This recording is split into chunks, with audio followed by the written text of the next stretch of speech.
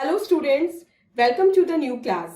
So this is your class 7 and last two videos में आपने chapter 1 and chapter 2 की explanation and उसकी exercise पढ़ी. So आज हम पढ़ने वाले हैं chapter number 3 आपकी English 7 की book का.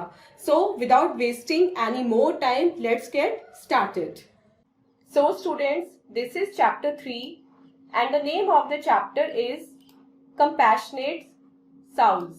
Means इस चैप्टर में हम कुछ ऐसे पर्सन्स के बारे में पढ़ेंगे इंट्रोडक्शन पार्ट में जिन्होंने अपने इंटरेस्ट को ना सोच के दूसरों के इंटरेस्ट यानी कि सोसाइटी के इंटरेस्ट के बारे में सोचा एंड देन मेन चैप्टर में हम इनमें से ही या फिर एक ऐसे पर्सन के बारे में पढ़ेंगे जिन्होंने अपना पूरा जीवन दूसरों की भलाई के लिए खर्च कर दिया. सो सबसे पहले इसका इंट्रोडक्शन पार्ट देखते हैं. Given below is a list of the people who cast aside their personal interest for the larger interest of the society. Write the area in which they worked or are working. नीचे कुछ ऐसे persons दिए गए हैं और उनकी pictures भी दी गई है जिन्होंने अपने पर्सनल इंटरेस्ट को ना सोच के सोसाइटी के पर्सनल इंटरेस्ट के बारे में सोचा, दूसरों के बारे में सोचा, सोसाइटी के अपलिफ्टमेंट के बारे में सोचा. ओके तो अब आपको क्या करना है, आपको ये बताना है कि वो किस फील्ड में वर्क करते हैं या कर चुके हैं. So first is Baba Amte, second is Medha Patkar, third Anna Hazare, fourth Dr. Binayak Sen and fifth is Mother Teresa. इन पांचों पर्सन्स के बारे में आपको इंटरनेट, अपने पेरेंट्स या फिर अपने टीचर की हेल्प से इंफॉर्मेशन गैदर करनी है और यहाँ पे लिखना है कि उनका जो फील्ड था, जिस फील्ड में उन्होंने कंट्रीब्यूट किया वो क्या था. सो चलिए अपना मेन चैप्टर रीडिंग स्टार्ट करते हैं. About the lesson. लेसन किस बारे में है?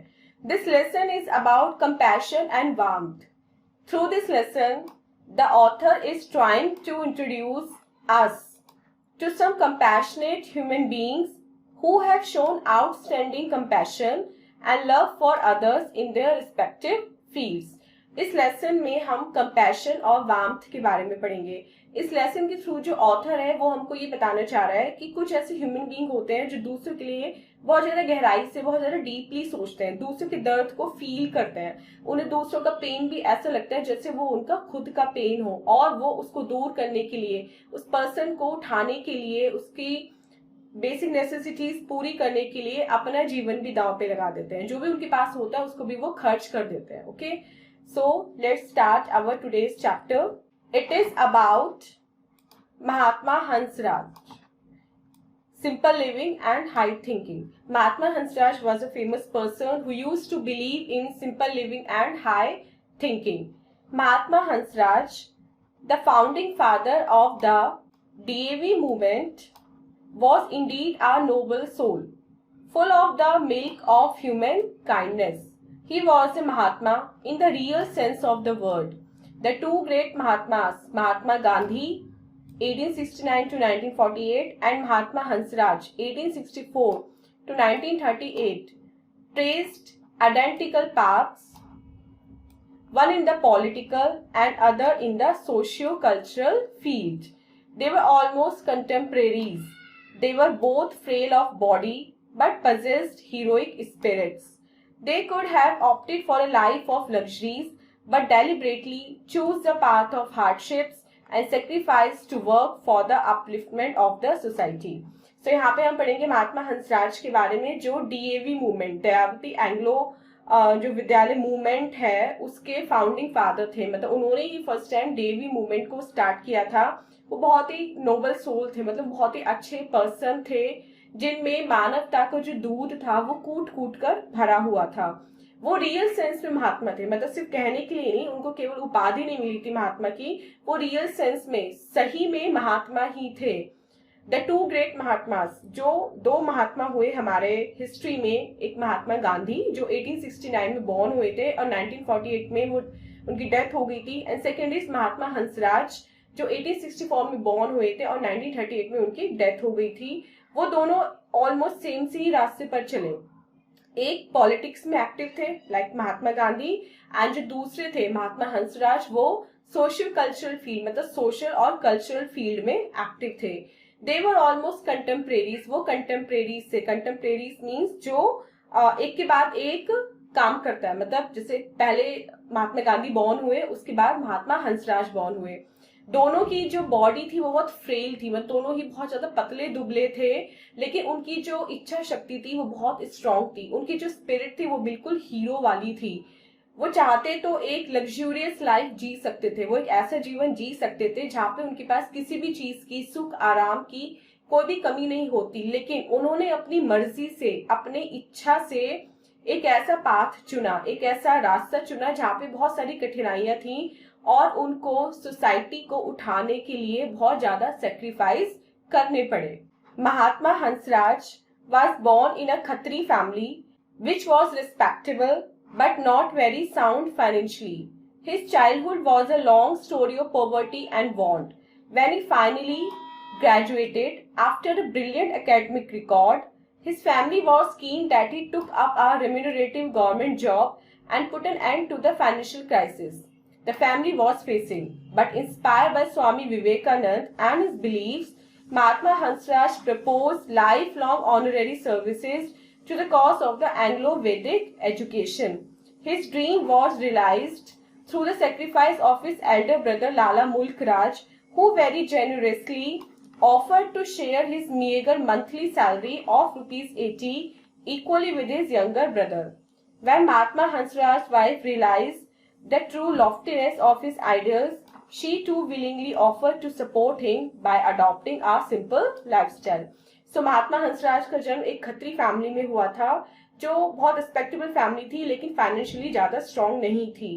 उनका जो बचपन था वो गरीबी में भरा हुआ था, मतलब बचपन में उनको वो सब चीजें नहीं मिली जो एक नॉर्मल फैमिली के या एक मिडिल क्लास फैमिली के बच्चे को मिलती है। फाइनली जब उन्होंने ग्रेजुएशन की डिग्री ले ली तो उनकी फैमिली चाहती थी कि वो किसी गवर्नमेंट जॉब में चले जाए, जिससे जो फैमिली की फाइनेंशियल कंडीशन है वो थोड़ी सी अपलिफ्ट हो जाए, थोड़ी सी उसमें सुधार आ जाए। लेकिन जो महात्मा हंसराज थे वो स्वामी विवेकानंद और उनके विचारों से बहुत ज्यादा इंस्पायर थे, इसलिए उन्होंने किसी भी गवर्नमेंट जॉब में ना जाके, अच्छी सैलरी ना कमा के उनके ही रास्ते पर चलने की सोची।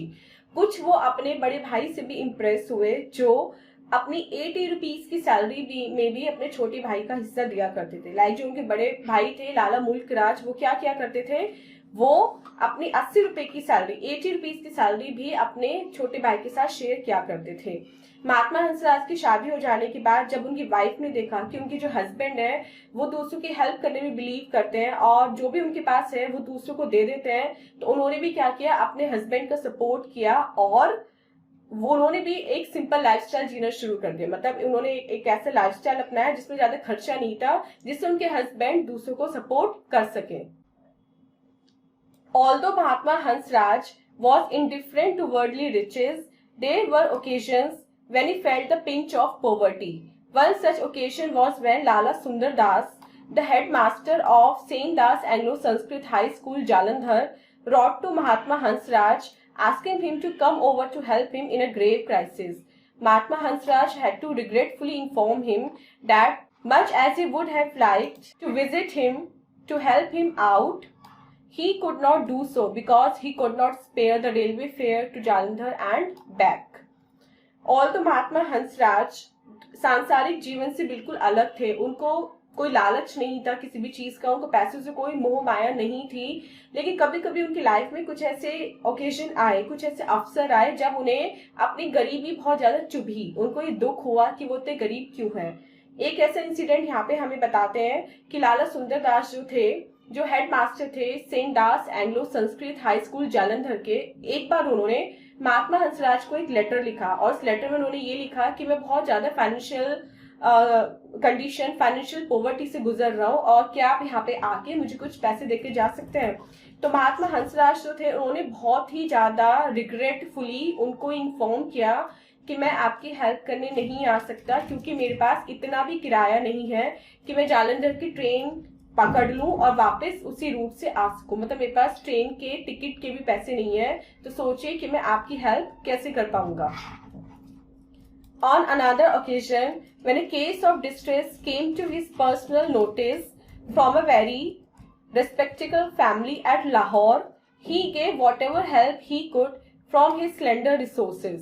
But we find him sorrowfully recording in his diary, "I wish I had more money so that it might have been possible for me to help to a greater extent. और एक और इंसिडेंट ऐसा हुआ उनकी life में जब उन्होंने लाहौर में किसी रिस्पेक्टेबल फैमिली की हेल्प तो करी, लेकिन तब भी उन्होंने अपनी डायरी में ये नोट डाउन किया कि काश अगर आज मेरे पास ज्यादा पैसे होते तो मैं उनकी बहुत अच्छी तरह से हेल्प कर सकता था। मतलब हेल्प करने के बाद भी उनके मन में ये चीज कचोटती रही उनको कि जितना उन्होंने सोचा था उतनी हेल्प वो उस फैमिली की नहीं कर पाए। Sometimes Mahatma Hansraj would offer help when it was not even asked for. One evening, he met an old student of his who was serving in a post office. The young man was visibly distressed. On being asked a reason, he told his pathetic tale without expecting any monetary help.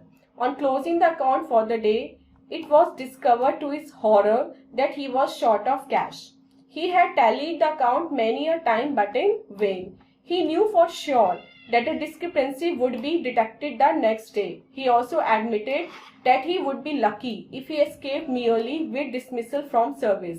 Mahatma Hansraj heard him patiently and took him home. He handed him the accounts book of his wife and told him to take out as much as needed to meet the cash shortage. The young man was tongue-tied with gratitude but extremely glad to be able to retain his job. अब next incident जो हमें बताते हैं उसमें क्या होता है, महात्मा हंसराज को एक एम्प्लॉय मिलता है, वो पोस्ट ऑफिस में वर्क कर रहा होता है। तो जब वो उससे मिलते हैं तो वो देखते हैं कि वो काफी परेशान सा है, लाइक मतलब काम तो कर रहा है लेकिन वो कुछ डिस्टर्ब है। तो जब वो उससे पूछते हैं तो वो उनको बताता है कि आज एक गड़बड़ हो गई, जब मैं शाम को अकाउंट टैली कर रहा था तो जितना मतलब कैश आना चाहिए था पोस्ट ऑफिस में उतना कैश नहीं है, कुछ पैसा शॉर्ट है। जो प्रॉब्लम है वो नेक्स्ट डे पता चल जाएगी, लेकिन अभी का मैं आज का क्या करूं। हो सकता है कि ये मुझे नौकरी से हटा दें, नौकरी से सिर्फ हटाना बहुत छोटी सी बात हो जाएगी, मुझे लग रहा है कि वो मुझे इससे भी ज्यादा पनिशमेंट देंगे, क्योंकि मुझे समझ में नहीं आ रहा है इतनी बार टैली करने के बाद भी कि गड़बड़ कहाँ हुई है, जो कैश है वो कम कैसे पड़ गया। सो प्रॉब्लम का मुझे एग्जैक्टली पता नहीं, लेकिन मुझे ये पता है कि मेरे साथ कुछ बहुत बुरा होने वाला है। तो महात्मा हंसराज क्या करते हैं, उस पर्सन को अपने घर लेके आते हैं और अपनी वाइफ की जो बैंक की पासबुक है वो उस पर्सन को दे देते हैं और कहते हैं कि जितना भी कैश शॉर्ट है, मतलब जितने भी कैश की गड़बड़ है वो तुम इससे पूरी कर सकते हो। वो जो पर्सन है महात्मा हंसराज का ग्रेटिट्यूड देख के वो टंग टाइट हो जाता, मतलब वो कुछ बोल नहीं पाता और खुश हो जाता है कि एटलीस्ट उसकी जॉब बच गई। It is easy to be charitable when you are blessed, but real charity comes from scarce quarters. Truly, only a Mahatma or a divine soul is capable of such great deeds.